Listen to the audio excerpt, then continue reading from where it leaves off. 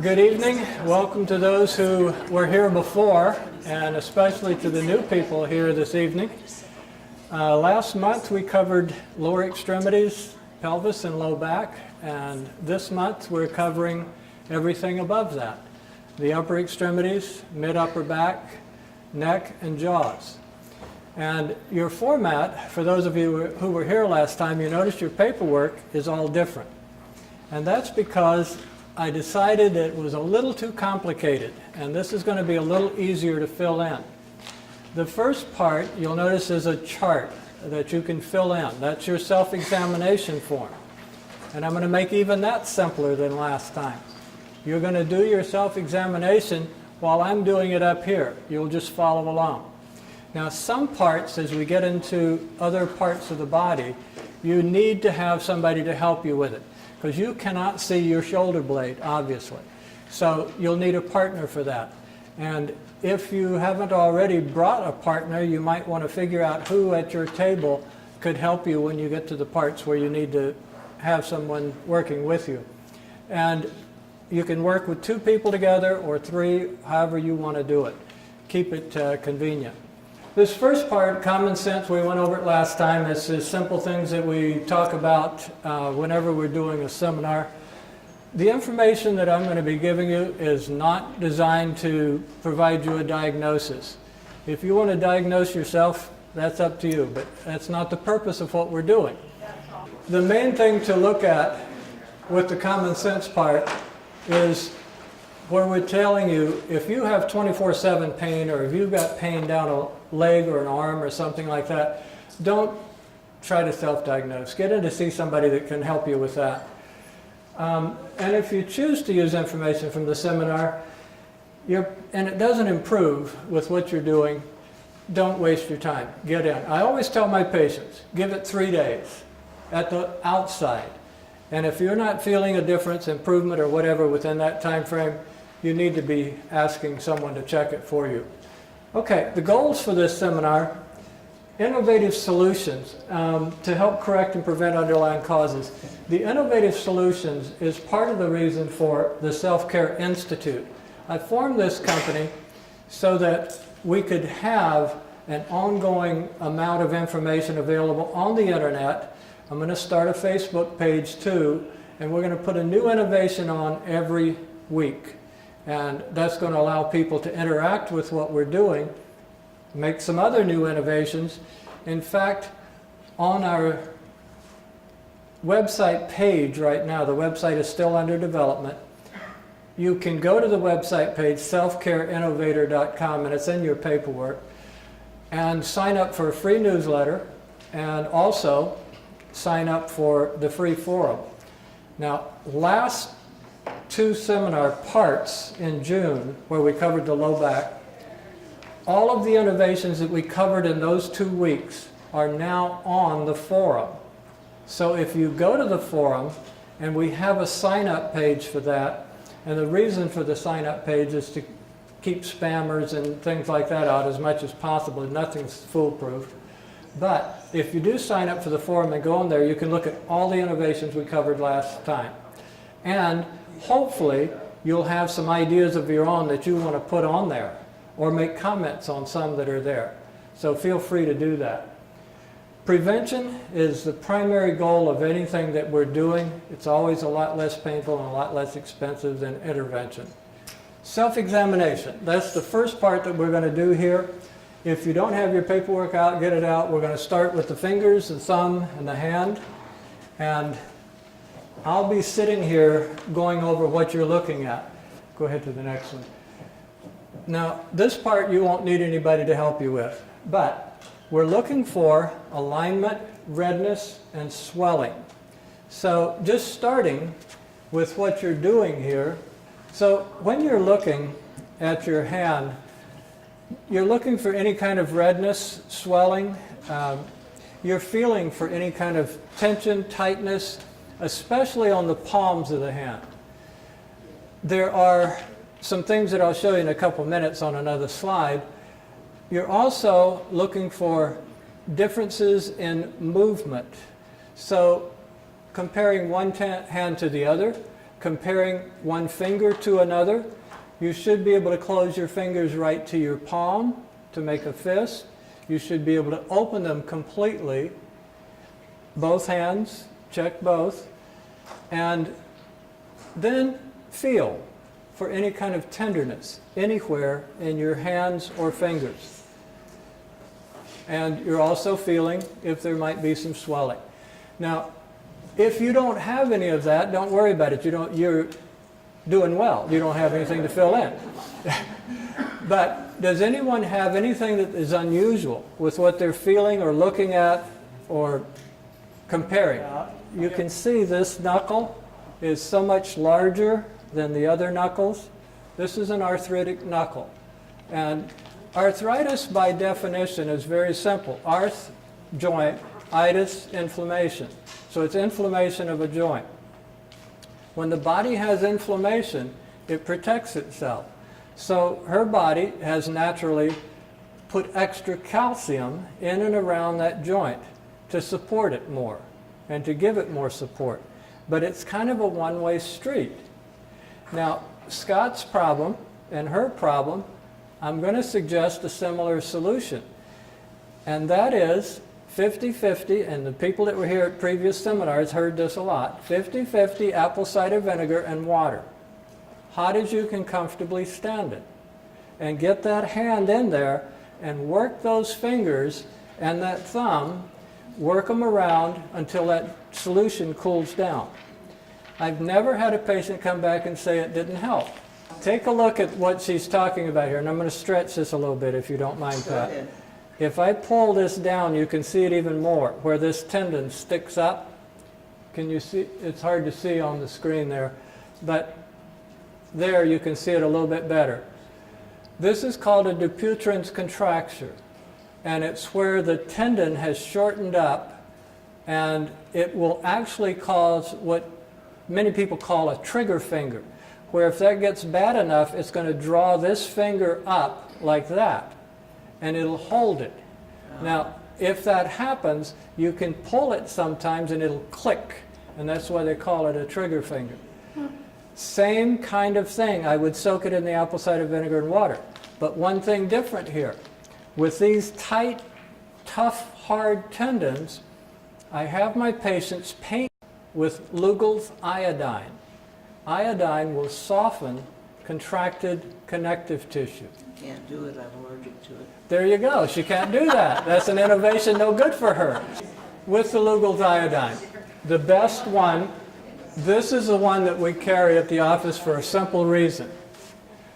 There's a lot of different Lugol's iodine on the market. J. Crow's, and that should be in your paperwork. I think I did put it in there. But J. Crow's is the purest Lugol's iodine solution on the market, by far. There are none that are any pure. And when you paint that on a contracted place like that tendon that Pat was showing you, it should disappear fairly quickly. And that's because most of us do need extra iodine, unlike Pat, who cannot have it. And the quicker it disappears, the more you probably need it.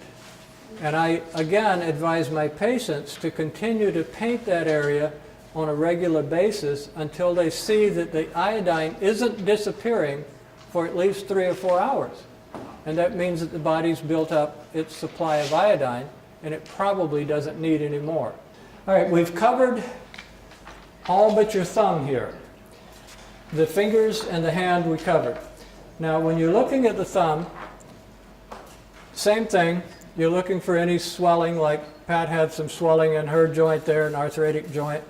To check the movement of your thumb, again, it should close right to your palm. It should be completely closed to your palm. And then you should be able to open it back and move it a little bit back away from your hand. And the good way to check that, I call it thumb right, like that. And if you can get that movement, you're pretty good. Your fingers are closed to your palm, your thumb's away from your palm. Anyone else have problems with their thumbs? This is what Pat was showing us, but now we can look inside and see what an arthritic joint looks like.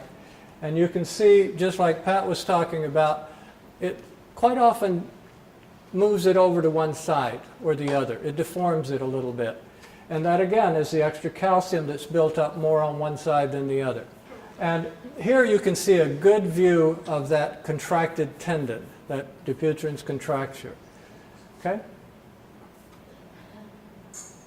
All right. We've already gone through the movements of the fingers, the movements of the thumb. Go ahead. Now, what do we do about it? And we talked about some of this already. I'm going to throw this cartoon up there first. I don't know how many of you are familiar with this cartoonist, but it's called Working Days, and you probably can't read it. I'm going to read it for you. That's his boss in the lower left and the purple outfit. Now see, that's why I like Ed. He's an innovator. And that's what we're talking about in terms of what we're doing with these seminars. And the other guy who works with him says, well, he does get his dreams high. Ed, as an innovator, sleeps the whole time at work. But now he's found a way to sleep elevated out of his chair. So it's much more comfortable, I'm sure. But innovation is what you're going to now see in the next slides that are coming up when we talk about self-care. And you're going to see it abbreviated, INNVTN. And what I consider innovations are anything that you or I can come up with that would be less expensive, easier to use than what may be available commercially. And that's what these seminars are all about. And that's what my website's about, and the forum, and the newsletter. Things that we can come up with to innovate and make things easier. Okay? Apple cider vinegar, we mentioned it already. Don't worry about what's very hard to read there. That is a link to a place that you could go and purchase it online. It's totally immaterial. Like we just said and answered your question, you can buy the apple cider vinegar most anywhere. Epsom salt soaks, also equally good. I won't say equally good, but very good.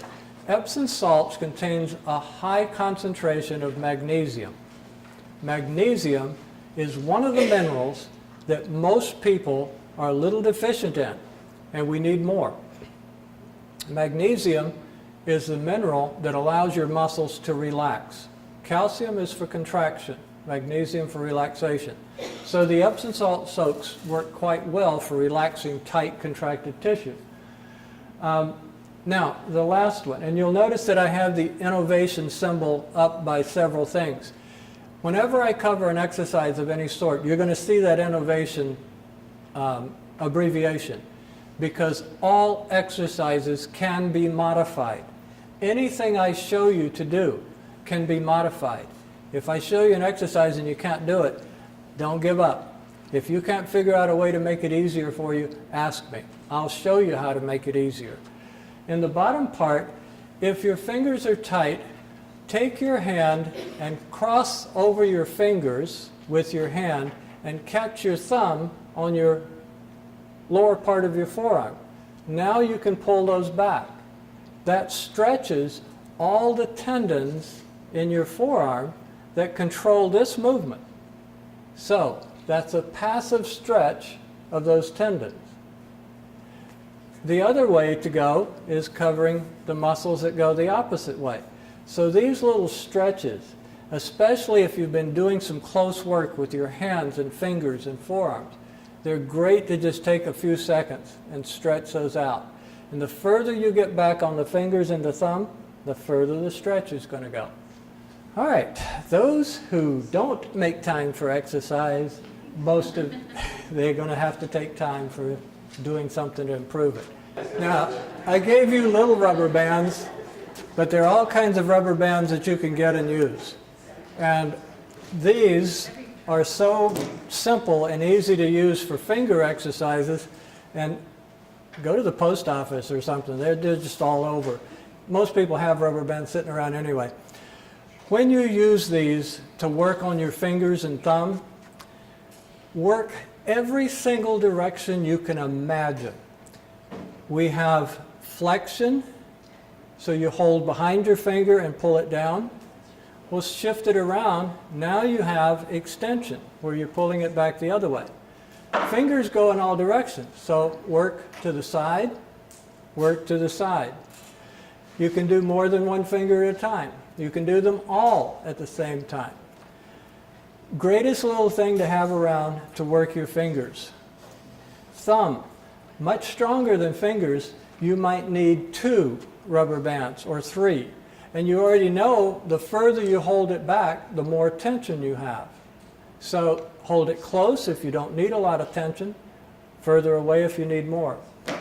The larger rubber bands are what we use for professional athletes to work their hands. If you really want to strengthen your hands, you go to something larger. Okay? We also mentioned squeezing tennis balls, Nerf balls. Forget Nerf balls. Marcy and I looked, can't find them anymore. You know, the ones you used to shoot out of the guns. They make others that you can use for different things, but we couldn't find those that we really wanted to find. Tennis balls are great. If they're too hard for you, then go with silly putty or exercise putty or something like that. The other thing, and this is what I was trying to get away from. Obviously, it's for exercising grip and grip strength. So that's part of your fingers and thumbs. This one, the only reason I got it was that it's, you can keep a record of your progress and things like that. And you can pass this around if you want and test your own strength. And when you're ready for someone else to do it, just go to set or start again and see how your strength is feeling. I'm tired out from rubber bands. Well, that's why I waited. so just pass that around. Check both hands. You'll see a definite difference. The ones that I like for people that are going to use an instrument is where that one is a full grip one, where you can individually do your fingers. They're much better. And they are also available through Amazon and other places like that. But when it comes to instruments, that's what I'm looking to innovate away from. Okay, now the last thing there, always include pulling back and opening against resistance. And what I mean by that is when we talked about, yes, you can go one way, the weaker part of movements of your fingers and thumb are going backwards. So don't leave that part out where you work them going backwards, okay? Now, each time we look at self-examination, we're going to be looking at these 3 things. Alignment, redness, and swelling, feeling for temperature, tenderness and tightness, and comparing differences in movements. Wrist, forearms, okay. Same thing that we did with the fingers and hands. You don't need anyone to help you with this. Look at your wrist, look for any swelling, any tenderness, press, push around, move your wrist around, compare the movements of your wrist to see if they're equal. They go forward and back, they go to the side, check all of those. Now, as you're doing that, don't just get stuck here, because the muscles that move everything here come from here. So check your forearm, especially the inside of your forearm, the back of your forearm, all the way to your elbow. Check it all. Sore spot. Anyone else have a sore spot up by that elbow? Especially the outside part. Yes. Most of people, if they really push in there, will find it's kind of sore. Or on the inside of the elbow, right there, can also be quite sore. Tennis elbow, golfer's elbow, bowler's elbow. Those are all possibilities with that. Or someone who does a lot of twisting or turning. I have a lot of patients who are in contracting, or plumbers, or someone that uses a hammer or a screwdriver a lot. They frequently have pain right at that elbow. What Erica found here is that, let's see if we can get a better angle. Yeah. If we look at this joint, her thumb joint, right where it connects at the wrist, right in here, you'll notice that it's larger than it should be, and it's tender. This is, again, is arthritic. She's got some arthritis, inflammation of this joint, and it's building up calcium. But she also noticed that she has it in her fingers too.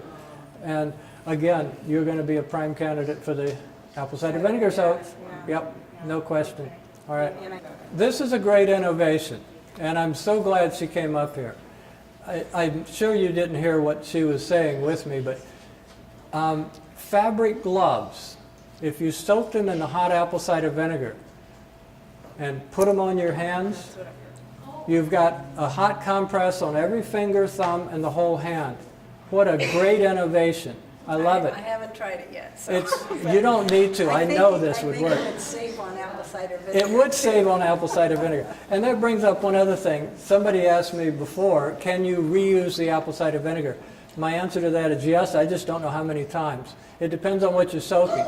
I might reuse it more on my hands than I would on my feet, but that's up to you. But this idea is great. Thank you very much. Terrific idea. All right, apple cider vinegar, you're going to see this on just about every segment that we get to. And part of that is because when I put this on the website, it will be where people can access individual parts. Like somebody could just access the wrist, or they could access the elbow. And so I repeat a lot of things that you won't need to hear me repeating here. Wrist figure eights. Just make figure eights. Those are so good for loosening up your wrist. Okay? Now, these next couple of exercises are not easy. Don't force anything. Put the backs of your hands together, right up about chest or shoulder height. Now keep your hands together as you drop your elbows. Nope, your wrists, don't let them come apart. Keep them together. This is not an easy exercise, but this is an active stretch. And I do want to mention what I mean by active stretch. An active stretch is where you use the muscles on one side of your body to help relax the muscles on the other side of your body.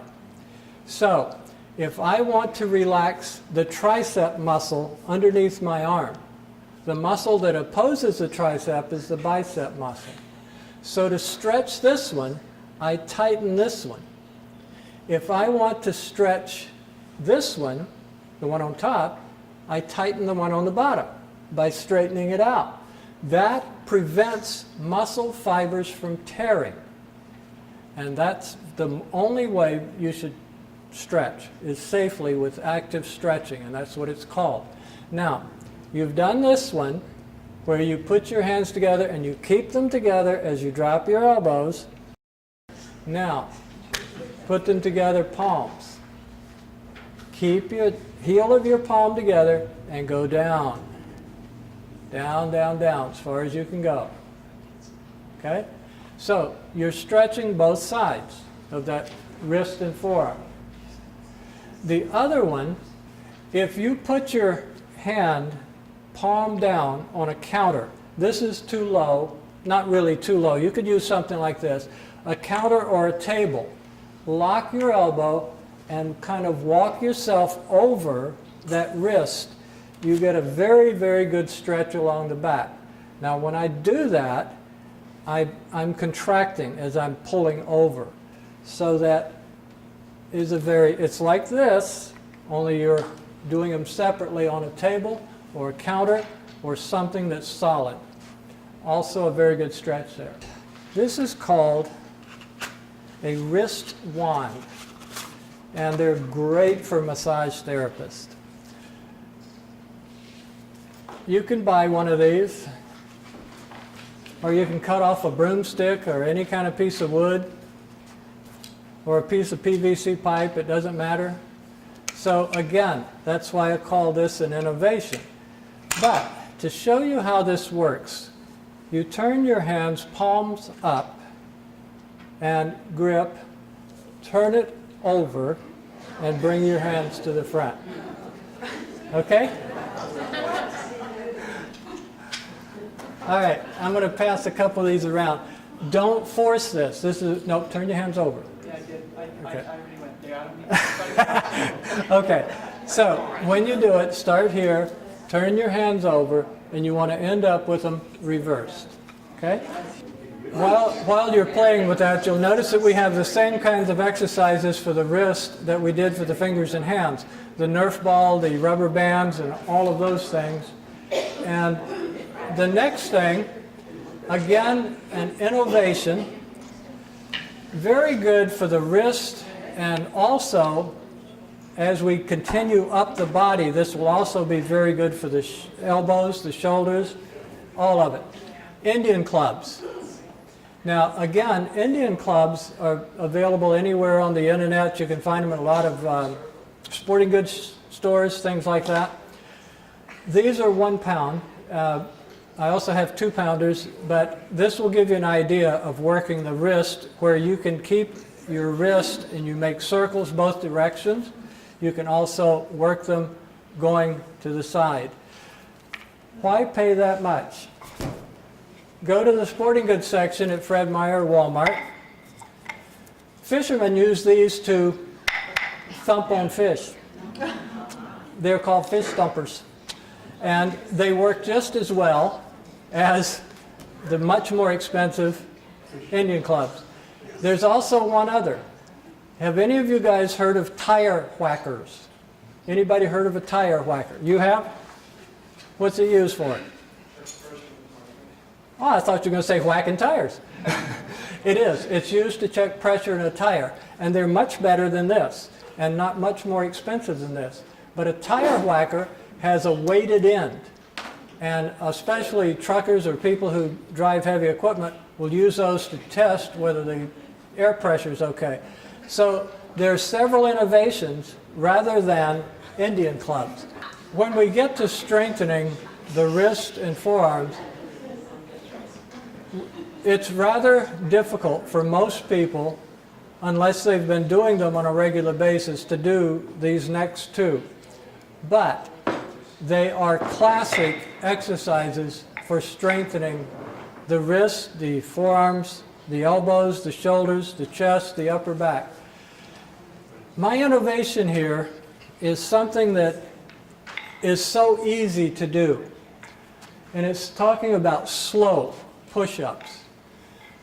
Slow movements, especially when you're considering your body weight, slow movements incorporate many, many, many more muscle fibers than fast movements.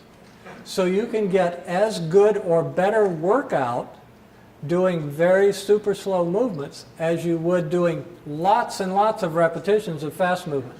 With slow movements, you may only need 3, 4, or 5 repetitions. That saves you a ton of time, even though you're doing them slowly. And what do I mean about slow? If we're talking about a slow push-up, I like to consider going down for 3 to 5 count, coming up for a 3 to 5 count. Now, hold your arms out in front of you. When people do push-ups, they just go down and back. If, for instance, you were doing a push-up against the wall, if you put your hands there and turn your hands out as you pull yourself down, keep turning your hands out as you push yourself back, you protect your shoulders. You keep your shoulder blades together more. And I'm going to have you do this against the wall. We've got plenty of wall space, but just watch what I'm doing first and then we'll get to that. For the slow push-up, if you go down slowly, like 1001, 1002, 1003, 1004, and come back up slowly, 1001, 1002, 1003, 1004. A couple of repetitions of that, and you've done more than you could by doing 20 regular push-ups. The other thing with push-ups, you can do them close, you can do them shoulder width, and you can do them shoulder wider than shoulders. I discourage people doing push-ups with them wider than your shoulders. It's a weakened position for the shoulder joint. If you're an athlete and we need to work on something in that area, we'll do it. But I don't know of anyone here that's an athlete or trying to be an athlete. So keep them at shoulder width or slightly less. Pull your shoulder blades together. Turn your hands out as you're going down. Turn them out as you're coming back. That protects your shoulder joint, gives all the strength to your wrist, elbows, and shoulders. Several people were concerned about actually turning their hands out. I should have been a little more clear. Once you have your hands there, they stay there. But if you're turning like you are moving, you're still getting that movement into your shoulders to protect your shoulders. But your hands haven't moved. So Is that better? It's an isometric. It's an isometric. That is correct. Your hands stay there, but you're isometrically contracting that. But are they turned out?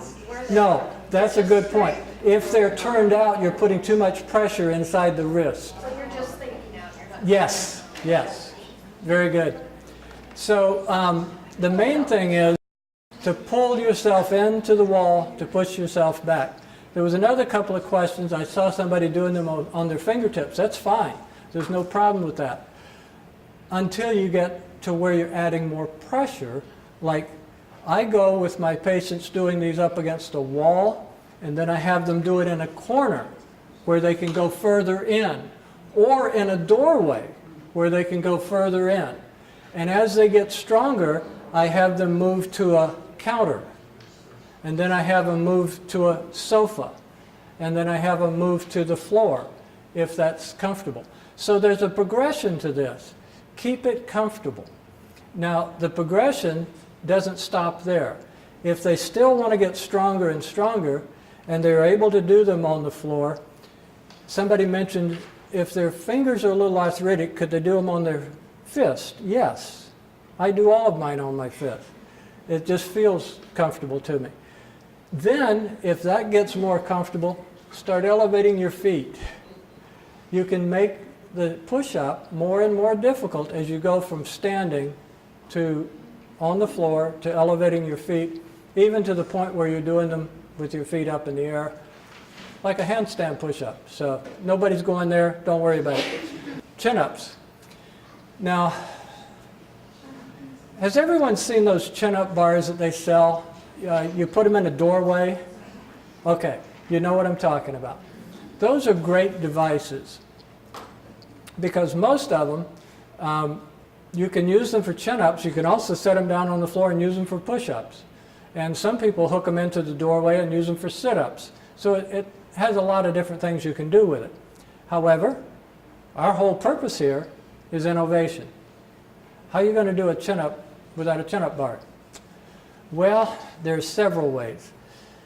The exposed beam in a garage is good. Same thing. If you need to be standing on something to do it partially, do it that way. Keep it comfortable. There are two ways to do chin-ups. A true chin-up is with your palms facing you. That's a chin-up. The other way is what they generally do in the military. It's a pull-up. And the difference is, because in the military they're trying to get over fences and barricades and things, pulling up is the best way to get up high enough to throw your leg over. You can't reach on a fence and grab it the other way. So that's the only reason for the difference. They do work slightly different muscles, but it's truly immaterial unless you're trying to develop specific muscles there. Okay? Elbows and arms. We kind of got to the elbow when we were talking about the wrist and forearm. Now we're talking about the elbow and its connection higher. Yes, you have all these muscles that connect from your elbow and go to your fingers and your hand and your wrist. And then you have the other muscles from your arm that cross the elbow that move it in other directions. So you've already kind of examined your elbow, and many people found there was tenderness up in here. Now that is, if you look at your hand straight out, that's the outside joint. If you turn it over, it's the outside joint. That's the lateral outside epicondyle. So if it's inflamed, we call that tennis elbow or lateral epicondylitis. There are many ways to deal with that. The other one, medial epicondylitis, and either one could be inflamed depending on what movements you do the most. So again, you can check your elbow, outside and inside, see if it's tender. Press in firmly, and it shouldn't be real tender. If it is, you have a little bit of inflammation. And one of the people that was up here during the break, he was noticing tenderness all along the thumb side of his forearm. And when we tracked it up, it was in fact coming from inflammation right at his elbow. Would you use the apple cider vinegar? You bet you would, because it's so good for inflammation. Inflammation also responds well to icing. Cold helps reduce inflammation. I always tell my patients, if it's hot or burning, ice it. If it's deep, sore, and achy, heat it. Moist heat for deep aches, ice for burning, sharp pain. To check your movements of your elbow, you're going to bend them. They should bend equally. Your forearm should touch your bicep. Should touch your arm. Okay? When you straighten them, they should straighten, and they should straighten equally.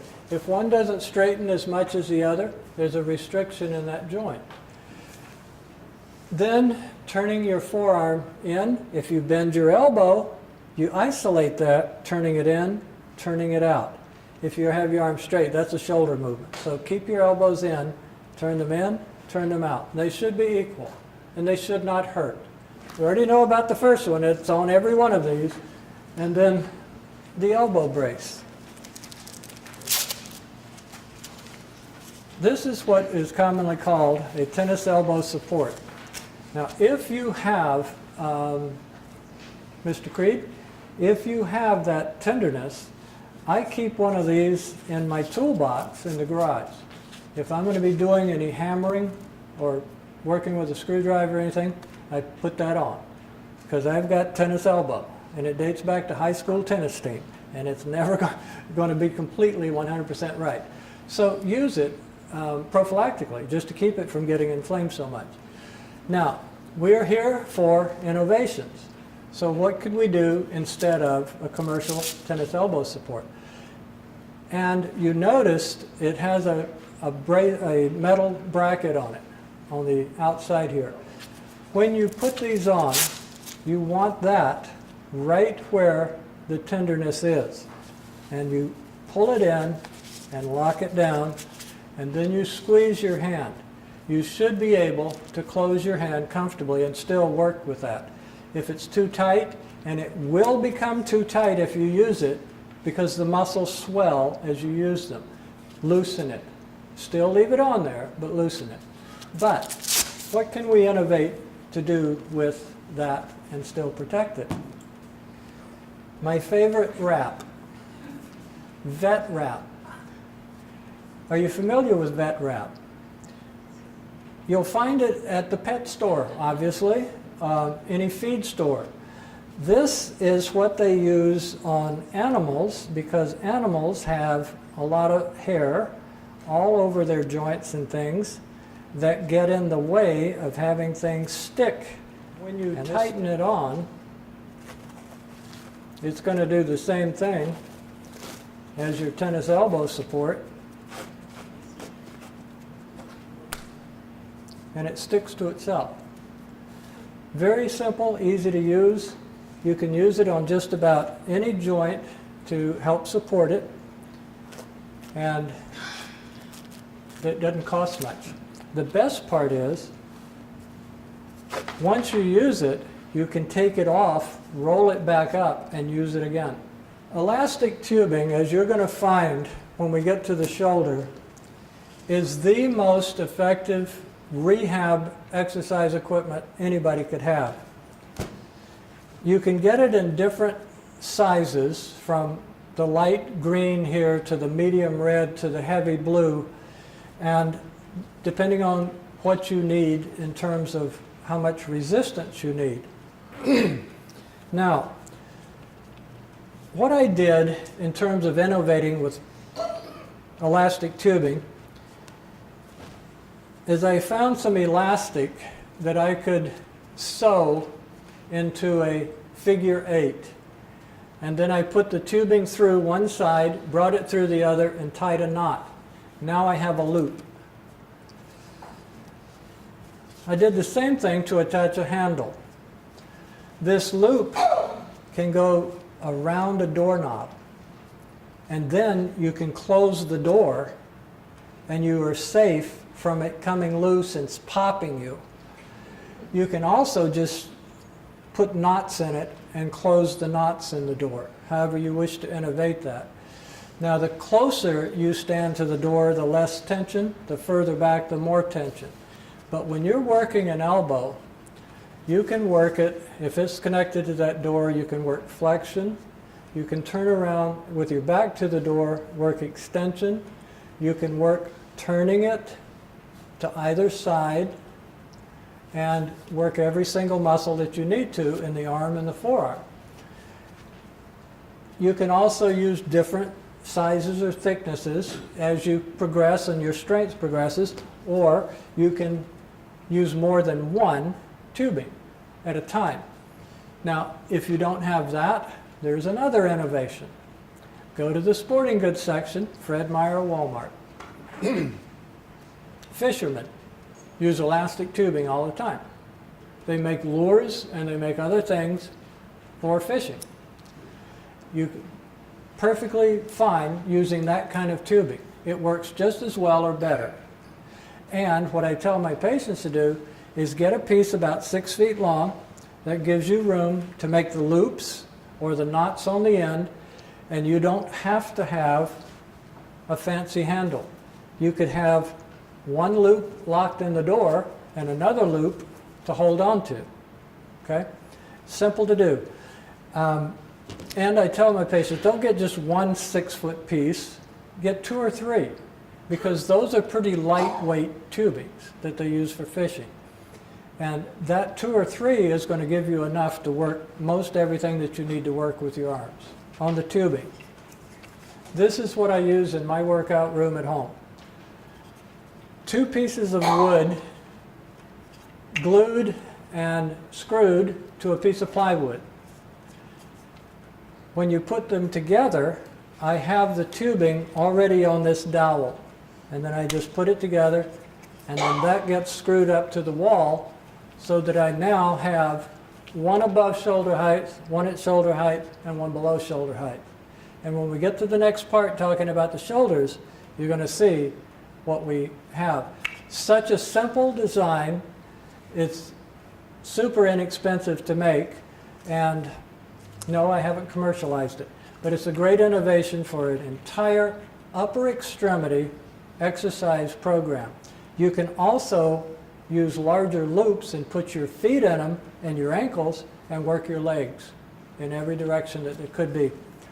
So, one other thing, you notice those rubber bands? You can do the same thing by connecting 2 or 3 rubber bands together if you don't have tubing. I don't know how many of those little rubber bands you'd have to put together, but it'd be a lot of them. But using larger rubber bands. Okay? Chest, shoulders, and shoulder blades. Now you're probably going to need a partner. You can check your own chest, and what we're looking at here when we're checking the chest, you're checking the upper chest, the pectoral muscles. You're checking to see if they're tender, and they often are, because we do everything to the front of us all day long. Everything is right out here, whether it's a computer or whether we're doing something at the sink or whether we're working and putting up plywood or sheetrock or whatever. These muscles often get shortened up, tight, and tender. And if they do, you're going to develop some shoulder problems because it's going to keep your shoulders here, the worst place in the world. They need to be back here. So, when you check these muscles, go all the way up to your collarbones, your clavicle. Now, put your fingers right on the joint where the collarbone connects to your sternum, your breastbone. Hold your fingers there and move your arm and feel that joint move. Or it should move. Is it tender? Does it move freely? Okay, now go to the other side and check that one. Does it move freely? Is it tender?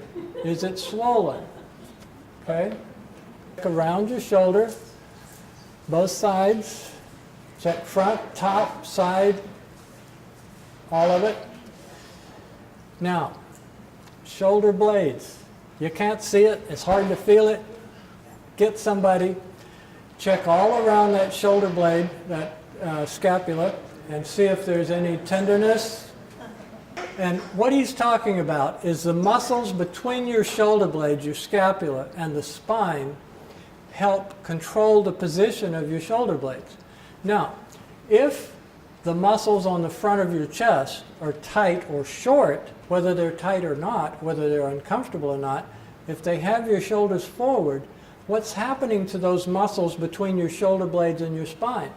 They're being pulled and stretched all the time. And they're trying to get it back, but they can't. So they get sore and tender. You're going to have to work on bringing your shoulders back and down. And we'll be talking about some exercises to do that. And it's going to help you tremendously. A couple of different things. Okay. Now, you're going to have to stand up again, but before you do, you don't need anybody to help you with this. You're going to check the movements of your shoulders with your arms going up, with them going back, with them going out to the side, with them going across the front, both sides, with them turning all the way in and all the way out, just what we have here. So stand and check your shoulder ranges of motion. This is the way that I check range of motion on all my patients. Just quickly check it to see if there's a problem in this joint. Are you left or right-handed? Right-handed. She's right-handed, so I might have her do the left side first. She's going to reach over and down her back as far as she can. Now all you do is put your finger down where that finger went farthest. Now let that one go. Let that one go. Do your right side. Okay? And that's totally equal. So her joints, her shoulder joints in this movement are fine. Okay? Now I'm going to have her reach up her back as far as she can, and then she can relax that. I have my fingers where she went, and then do the other one. Now she's off on this side 3 inches.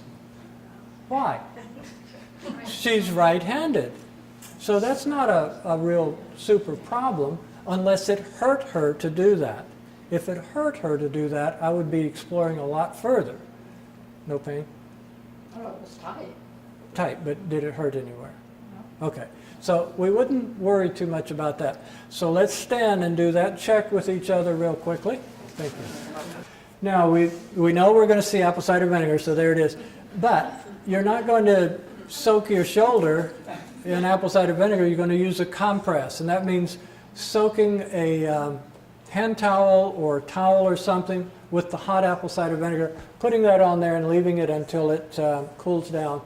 And I often tell people, if you do that, put some kind of protection over wherever you're sitting, whether it's a sofa or a seat or something. Put a sheet of plastic or something so that you don't get that apple cider vinegar all over everything. But protect whatever you're on. Now this next part is very, very important when it comes to shoulders and the neck. When you're lifting, moving, and working, as much as possible, keep your work directly in front of you. Now, this is important for several reasons, not just your shoulders, but especially any grandparents here. If you have grandkids, you're the best thing for business I know. Grandkids, you pick them up and you go to put them somewhere, whether it's a crib or into a car seat or a stroller or something. If that child, if that infant is 25, 30 pounds and they are here, once you move out here, we covered this the last seminar, it's a 10x multiplier. It becomes 300 pounds on your back. It becomes 300 pounds on your shoulders. Keep whatever you're doing in front of you and keep it close. The other thing, like what we're talking about with your shoulders, you want your head up with your chin in. Again, if the shoulders are coming forward, the head tends to come forward, especially working at computers or anything where it's close work. You need to start correcting that posture. Head up, chin in, shoulders back and down. Also, working at shoulder level is very important.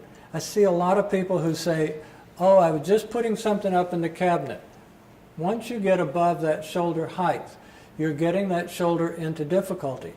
But if before you move, you pull your shoulders back and now work within the range of what you can do, keeping those shoulders back and together, you protect your shoulder joints. If that comes out, the shoulder's in a precarious position. Okay? So practice that.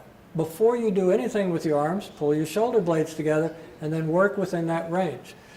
The other thing that should be mentioned here is working on ladders. That's the #1 best thing for business I know. Because you get on that ladder, well, there's something over here. No. Worst thing in the world. You want to get off that ladder, move the ladder over here, and keep your work in front of you as much as you can. Are you going to do it? No. No. I'll see you next week. So, just these are things to remember as much as you can to protect yourself. Okay? This next exercise is a stretching exercise. If you're lying on your back in bed, and I tell people to do this before you get up in the morning, before you go to sleep at night. And this is a good one for you to start with, and for you. If you're lying there and your arms are on the bed, don't lift them. You don't want to do anything to activate the muscles to hold your arms. Just let them lay there on the bed. Turn them in as far as they'll go. Turn them out as far as they'll go. You haven't lifted them off the bed. They're still laying on the bed. Do it 3 times. And after the 3rd time, don't lift them. Slide them about 10 degrees. Turn them out and in 3 times. Slide them. Keep doing that and go as far as you comfortably can. If you're having shoulder problems, you might not get any further than here. But if you don't have any problems, you should be able to get right up overhead doing those. Okay? But it's a great exercise to really work and loosen every muscle in the shoulder. This is one that I always tell people to do if there's any chance that they've injured that shoulder and they could have a potential problem for frozen shoulder. This will prevent frozen shoulder because you're working every muscle of the shoulder. This next one is a nice innovation. You can use a can of vegetables or fruit or whatever. But again, for a shoulder that's really restricted, like in your instance, if you had found that her shoulder was only going back and it was like 6 or 9 inches short, I would do this exercise for sure. But since we don't have one of those, we'll just talk about it.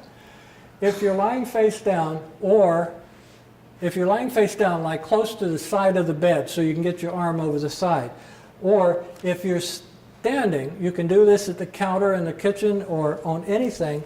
You start, and you do want to support yourself, start making little bitty circles going in one direction and a little larger and a little larger and a little larger. Don't try to lift whatever you're holding. Let it kind of pull your arm and your socket open. Then start over and go the other direction. And just go as far as you comfortably can, letting that relax and pull with just a little bit of weight as much as it can. There are many other innovations for that. You can use hand weights, you can use anything. Okay, the wall walking. Has anyone ever done any shoulder rehab? Yeah. Okay, shoulder rehab, they almost always have you do this.